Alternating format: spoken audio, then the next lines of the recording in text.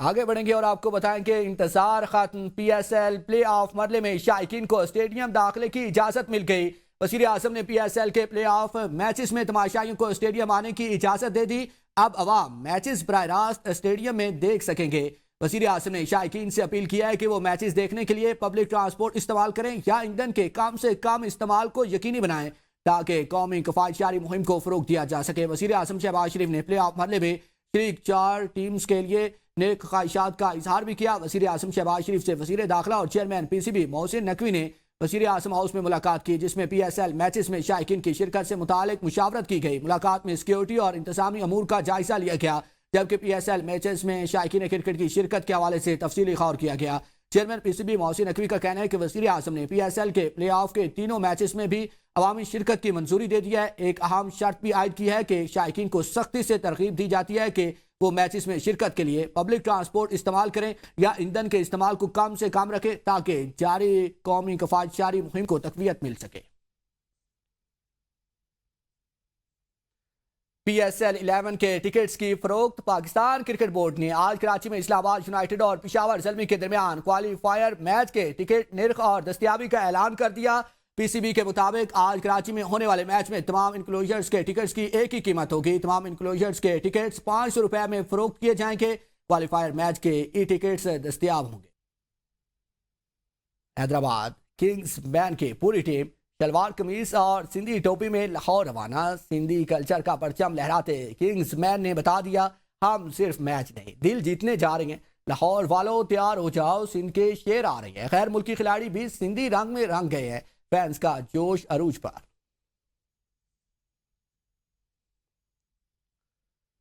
اب آپ کو اپڈیٹ کریں گے اسٹیٹ بینک کی جانب سے شرح سود میں ایک اضافہ کر دیا گیا۔ اسٹیٹ بینک نے مانیٹری پالیسی کا اعلان کر دیا۔ شرح سود 11.50% مقرر کر دی گئی۔ نیا شرح سود کا اطلاق 28 اپریل 2026 سے ہوگا۔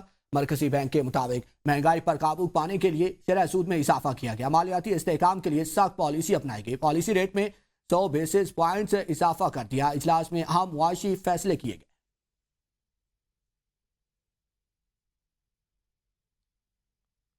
وزیر اعظم شہباز شریف کی زیر صدارت قیمتی پتھروں کی کان کنی اور پروسیسنگ کے فروغ پر اجلاس۔ وزیر اعظم شہباز شریف کا کہنا ہے کہ پاکستان قیمتی پتھروں سمیت قدرتی وسائل سے مالا مال ہے۔ اس شعبے میں برآمدات بڑھانے کے وسیع مواقع موجود ہیں۔ ملک میں قیمتی پتھروں کی پروسیسنگ اور تربیت کے لیے 3 سینٹر آف ایکسیلنس قائم کیے جائیں گے۔ گلگت بلتستان اور آزاد جموں کشمیر میں سینٹرز کے لیے اراضی کی نشاندہی مکمل۔ اسلام آباد میں جگہ کی تلاش جاری ہے۔ سینٹر آف ایکسیلنس میں قیمتی پتھروں کی کٹائی، تراش، خراش اور زیورات سازی کی بین الاقوامی معیار کی ترتیب دی جائے گی۔ وزیر اعظم نے سینٹر آف ایکسیلنس کے قیام میں شفافیت کو یقینی بنانے پر زور دیا۔ جولائی 2026 میں پاکستان میں قیمتی پتھروں کی پہلی بین الاقوامی نمائش منعقد کرنے کا فیصلہ کیا۔ سری لنکا اور چین کے تعاون سے قیمتی پتھروں کی پروسیسنگ کے لیے افرادی قوت کی تربیت دی جائے گی۔ وزارت پیٹرولیم کی جانب سے کم ضیاء کے ساتھ جدید کانکنی کے اقدامات پر بھی بریفنگ دی گئی۔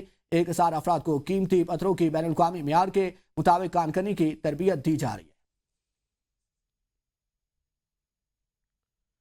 وزیر پیٹرولیم علی پرویز ملک کا کہنا ہے کہ جنگ بند ہوتی نظر نہیں آ رہی۔ ہمارے پاس تیل کے اسٹریٹجک ذخائر موجود نہیں ہیں۔ ہمارے پاس کروڈ آئل صرف 5 سے 7 دن کا ہوتا ہے۔ وزیر اعظم اور سی ڈی ایف کے ساتھ طے کیا ہے کہ کروڈ آئل کے لیے 30 دن کا پروگرام بنایا جائے۔ ہمیں اپنی انرجی سیکیورٹی کو بہتر کرنا ہے۔ وزیر پیٹرولیم نے کہا ہے کہ تاریخ میں کبھی دبئی کروڑ کی قیمت $170 تک نہیں گئی۔ وزیر اعظم نے عوام کی تکلیف کم کرنے کی کوشش کی اور وفاقی حکومت نے سبسڈی دینے کی کوشش کی۔ انہوں نے کہا کہ ہر طبقے سے اس کے حجم کے مطابق ٹیکس لینا ہے اور ان ڈائریکٹ ٹیکسز سے دور جا رہا ہے کیونکہ یہ مہنگائی کا باعث بنتے ہیں۔ ڈیزل کی قیمت کے فارمولے میں تبدیلی کسی دباؤ کا نتیجہ نہیں ہے۔ انہوں نے مزید کہا کہ آئی ایم ایف سے 1 ماہ کے لیے لیوی میں رعایت لی گئی تھی۔ فارمولے کے تحت ریفائنریز کو اپ گریڈ اور مکمل ڈی ریگولیشن کی طرف لے جانا ہے۔ پاکستان ورچوئل ریگولیٹری اتھارٹی نے ورچوئل اثاثوں سے متعلق اہم ایڈوائزری جاری کر دیا۔ بغیر اجازت ورچوئل اثاثہ سروسز دینا غیر قانونی ہے۔ اسٹیبل کوائنز اور بلاک چین سروسز بھی ریگولیٹری دائرے میں شامل ہیں۔ کسی بھی پائلٹ یا معاہدے کے لیے پیشگی منظوری لازمی ہوگی۔ بغیر اجازت اعلان سے قانون اور FATF خطرات کا خدشہ ہے۔ غیر منظور شدہ منصوبے قانوناً آگے نہیں بڑھ سکیں گے۔ اداروں کو پہلے PVARA سے رجوع کرنا ہوگا۔ ریگولیٹر سٹینڈ باکس اور NOC کے ذریعے منظوری لینا بھی ہوگی۔ ورچوئل اثاثہ منصوبوں کے لیے پیشگی اجازت لازمی قرار دے دی گئی۔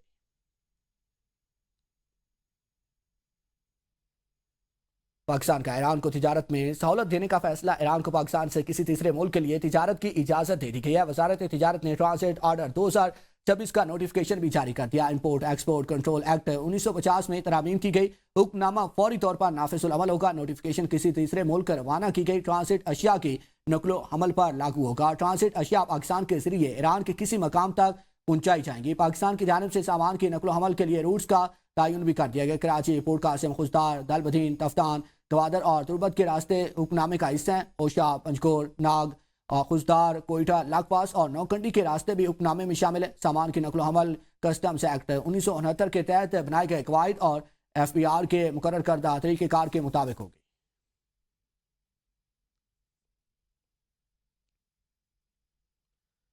وزیر توانائی اویس لغاری کی یورپی یونین وفد سے ملاقات. پاکستان میں پاور سیکٹر میں جاری اصلاحات بارے تبادلہ خیال کیا گیا. وزیر توانائی نے وفد کو پاور سیکٹر اصلاحات پر بریفنگ دی. اویس لغاری کا کہنا تھا کہ قومی گریڈ کی ڈیجیٹلائزیشن اولین ترجیح ہے. اصلاحاتی عمل کے ذریعے اسمارٹ میٹرز کی تنصیب تیز کر دی گئی. Transmission set up grid battery storage system شامل کرنے پر کام جاری ہے. ڈسکوز کی نجکاری میں یورپی کمپنیز کے لیے مواقع ہیں. وزیر توانائی نے کہا کہ مہنگے RFO پاور پلانٹس فروخت کرنے کا فیصلہ کیا گیا. 7,000 میگا واٹ مہنگے منصوبے ختم کر دیے ہیں جس سے $17 ارب کی بچت کی گئی ہے. IGCEP پلان میں بڑی تبدیلیاں کی گئی ہیں. توانائی لاگت کم کرنے پر فوکس ہے. یورپی وفد نے اصلاحات پر اطمینان کا اظہار کیا اور سرمایہ کاری میں دلچسپی ظاہر کی ہے. وفد نے کہا کہ پاکستان کے پاور سیکٹر میں یورپی سرمایہ کاری کے امکانات روشن ہیں. وزیر توانائی اویس لغاری نے یورپی سرمایہ کاروں کو پاکستان آنے کی دعوت دی. وزیر اطلاعات و نشریات کا فیکٹ چیک. صوبہ کنڑ میں مبینہ حملوں سے متعلق افغان میڈیا کا پراپوگنڈا بے نقاب. بھارتی پشت پناہی سے جھوٹے بیانیوں اور فیک معلومات پھیلانے کا انکشاف. افغان عبوری حکومت عوامی فلاح اور گورننس میں ناکامی کے باعث منفی مہم پر انحصار کرنے لگی. بھارتی پراپوگنڈا ماڈل سے سیکھے گئے جھوٹ اور فالس فلیگ آپریشنز کا استعمال بے بنیاد الزامات اور منفی پراپوگنڈے کو مسائقہ خیز اور ناقابل قبول قرار. آپریشن غضب للحق کے تحت پاکستان کا واضح موقف. دہشت گردی کے سہولت کار انفراسٹرکچر کے خلاف کارروائیاں شواہد کے ساتھ جاری رکھنے کا اعلان. قومی سلامتی پر کوئی سمجھوتا نہیں کیا جائے گا. حکومت شیر افضل مروت کی پٹیشن کی مخالفت نہیں کرے گی. وزیر اعظم کے مشیر سینیٹر رانا ثناءاللہ نے APN نیوز کے پروگرام سوال سے آگے میں گفتگو کرتے ہوئے کہا کہ شیر افضل مروت جو پٹیشن دائر کریں اس پر کوئی اعتراض نہیں ہوگا اور حکومت اس درخواست کی مخالفت نہیں کرے گی. اس گراؤنڈ کا آپ نے اسپیسیفکلی ذکر کیا. اس کو ہم تو بھگت چکے ہیں کہ کوئی بھی سزا یافتہ یا جیل میں بیٹھا شخص جو ہے وہ اس قسم کے سیاسی فیصلے نہیں کر سکتا. وہ سیاسی جماعت نہیں چلا سکتا. یہ میاں نواز شریف صاحب کے خلاف بڑا مشہور فیصلہ ہے ثاقب نثار صاحب کا. اس وقت وزیر اعظم جو ہے وہ عمران خان صاحب تھے اور انہوں نے اس فیصلے کا بڑا خیر مقدم کیا تھا. اگر شیر افضل مروت صاحب اس جانب جاتے ہیں، ان کی تعیناتی چیلنج کرتے ہیں، تو حکومت اس پٹیشن کو سپورٹ کرے گی رانا صاحب؟ مخالف منقسم کشمیر کا المیہ. سرحد پار سے بھائی کا آخری دیدار. صرف 4 میٹر کا فاصلہ ہے مگر تقسیم اور دریا نے بھائیوں کو ملنے نہ دیا. مقبوضہ کشمیر کے علاقے کرن میں راجہ لیاقت علی خان کی وفات پر ان کے سرحد پار آزاد کشمیر میں مقیم بھائی تہجیز اور تکفین میں شرکت سے محروم رہ گئے.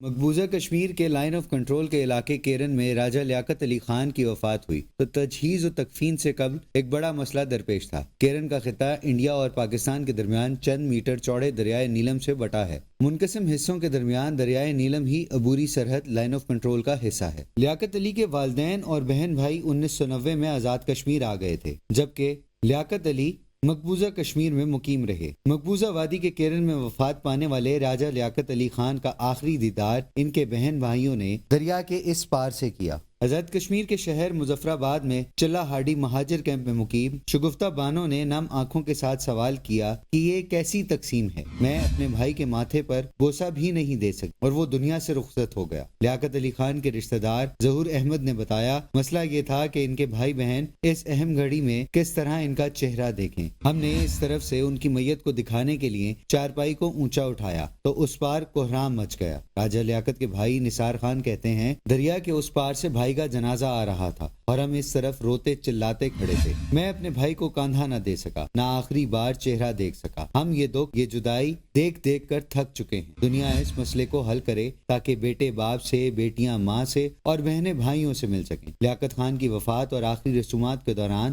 دونوں جانب جذباتی لہر پر سوشل میڈیا صارفین نے افسوس کا اظہار کیا. ایک صارف نے لکھا, منقسم جموں و کشمیر میں صرف خاندان ہی تقسیم نہیں ہوئے بلکہ غم اور آخری رسومات بھی تقسیم ہیں. اے پی این نیوز کی خبر پر ایکشن. پولیس نے ملوڈی مارکیٹ میں بیٹھے نامعلوم افراد کو گرفتار کر کے جیل منتقل کر دیا. فٹ پاتھوں, پلازوں کی چھتوں اور سیڑھیوں پر موجود ان افراد کا سامان بھی اٹھا دیا گیا. ملوڈی مارکیٹ کے تاجروں کا اے پی این نیوز کا شکریہ. اسلام آباد سے دیکھتے ہیں رانا فرق کی یہ report. A B N news کی خبر پر ایکشن لیتے ہوئے اسلام آباد پولیس نے میلوڈی مارکیٹ میں بیٹھے نامعلوم افراد کو گرفتار کر کے جیل منتقل کر دیا. میلوڈی مارکیٹ کے فٹ پاتھوں, پلازوں کی چھتوں اور سیڑھیوں پر موجود افراد کا سامان بھی اٹھا دیا گیا. میلوڈی مارکیٹ کے تاجروں نے مسئلہ اجاگر کرنے پر اے بی این نیوز کا شکریہ ادا کیا. بڑا مسئلہ بنا ہوا تھا میلوڈی مارکیٹ میں. وہ جو غیر قانونی طور پہ لوگ رہ رہے تھے, بھتے مانگتے تھے اور تاجروں کو تنگ کرتے تھے, کی خبروں کے بعد, آپ کی کاوشوں کے بعد وہ آج مسئلہ ہمارا حل ہو گیا ہے. اس کے اوپر انتظامیہ نے بھرپور کارروائی کی ہے. کافی سارے لوگ جو ہیں ان کو وہ لے کے انہوں نے جیل بھی بھیجا ہے. صدر مارکیٹ ایسوسی ایشن اظہر اقبال کا کہنا ہے کہ برسوں سے بیٹھے غیر قانونی افراد کے خلاف اے بی این نیوز ہماری آواز بنا. نامعلوم افراد نشہ کرتے اور تاجروں سے بھتہ لیتے تھے, دکانوں کے باہر سوتے تھے. اے بی این نیوز نے ہمارے مسئلے کو ارباب اختیار تک پہنچایا, جس پر ہم مشکور ہیں. صدر مارکیٹ ایسوسی ایشن اظہر اقبال نے ایس ایچ او تھانہ امپارہ اور ان کی ٹیم کا بھی شکریہ ادا کیا. آگے بڑھیں گے اور آپ کو بتائیں کہ پنجاب اسمبلی نے کم عمر بچوں کی شادی پر پابندی کا بل کثرت رائے سے منظور کر لیا. مسودہ قانون حکومتی رکن مجتبیٰ شجاع الرحمان نے ایوان میں پیش کیا. مسودہ قانون ترمیم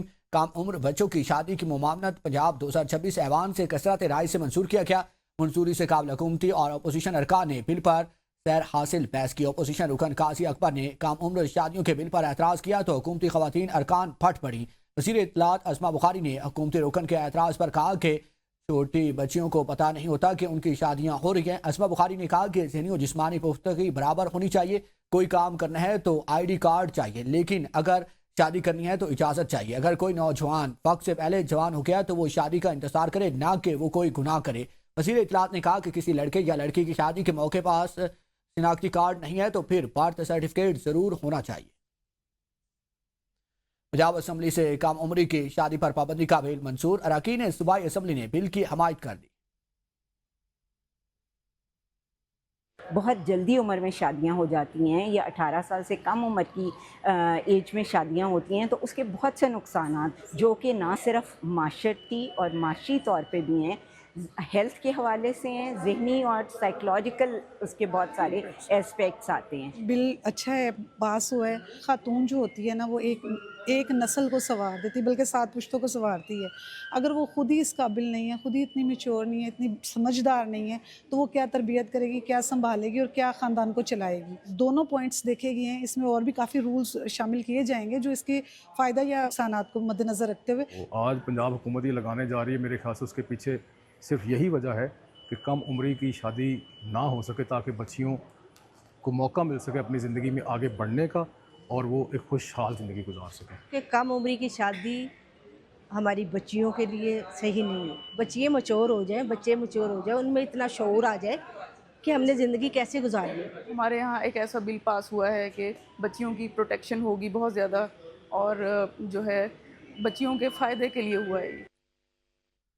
مختصر مدت میں راشن کارڈ, ہمت کارڈ اور منارٹی کارڈ سے 16 لاکھ سے زائد لوگ مستفید. چیف منسٹر پنجاب ہمت کارڈ کے ذریعے 1 لاکھ سے زائد اسپیشل افراد مستفید ہوئے. رواں مالی سال میں 2 لاکھ افراد کو ہمت کارڈ کے ذریعے مالی امداد فراہم کی جائے گی. پنجاب میں راشن کارڈ کے ذریعے 14 لاکھ سے زائد افراد کی ماہانہ مالی معاونت جاری ہے. مریم کو بتائیں پروگرام کے ذریعے مزید 50,000 افراد راشن کارڈ میں شامل کرنے کا فیصلہ کیا گیا.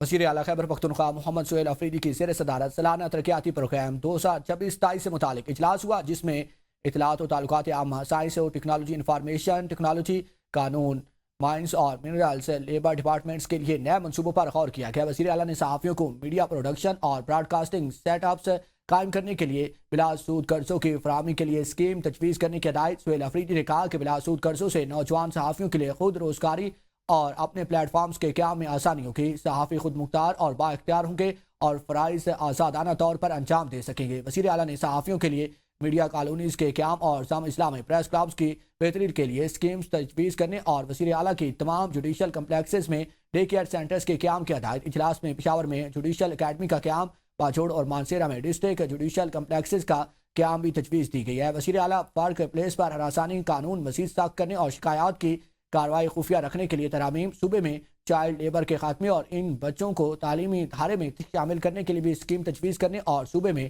مائننگ والے علاقوں میں زیادہ سے زیادہ شجر کاری کی بھی ہدایت کی.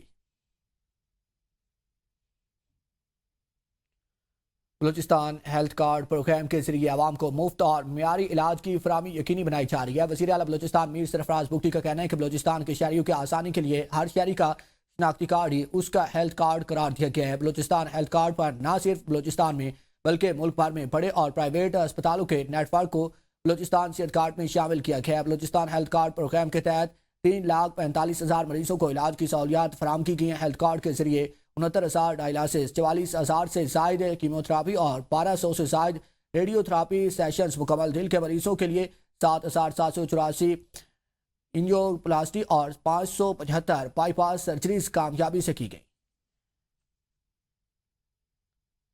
اسی کے ساتھ اب تک کے لیے اتنے. مزید باخبر رہنے کے لیے دیکھتے رہیے ABN نیوز، قوم کی سوچ.